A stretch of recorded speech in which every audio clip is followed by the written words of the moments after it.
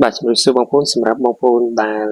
ប្រើ Messenger មួយចំនួនអត់បានដឹងពីបញ្ហានៅពេលដែលគេផ្ញើ link ឬអីយើងអត់ដឹងថា link នឹងវាមានមេរោគឬក៏ជា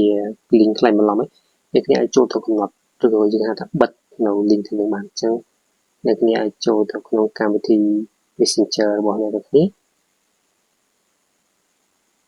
ដល់ពេលអ្នកគ្នាចូលក្នុងកម្មវិធី Messenger អ្នកគ្នាមើលមកក្រោមពាក្យថា menu តាមដៃរបស់ខ្ញុំនេះចុចកន្លែងសញ្ញាត្រី3នេះមកបន្តមកទៀតអ្នកគ្នាមើលខាងលើការកំណត់និងសញ្ញារួចរូបកងច័ន្ទនេះតមកយើងអូសមកក្រោមអូសមកក្រោមទៀតអ្នកគ្នានឹងឃើញដូចរូបផ្ទះនេះដែលគេដាក់ភាសាខ្មែរឯកជនភាពនិងសុវត្ថិភាពវាចុចលើពាក្យហ្នឹងមកតមកយើងអូសមកក្រោមទៀតអ្នកគ្នារកមើលជាភាសាខ្មែរដែលគេថាមុខងាររកឃើញការខ្លែងបន្លំអញ្ចឹងយើងចុចទៅនោះមកតមកយើងបើកប៊ូតុងនេះបាទអញ្ចឹងយើងបើកប៊ូតុងនេះមកគឺរួចរាល់ហើយនៅពេលដែលគេផ្ញើ link ផ្សេងៗដែលវាជាមេរោគឬក៏អីផ្សេងៗ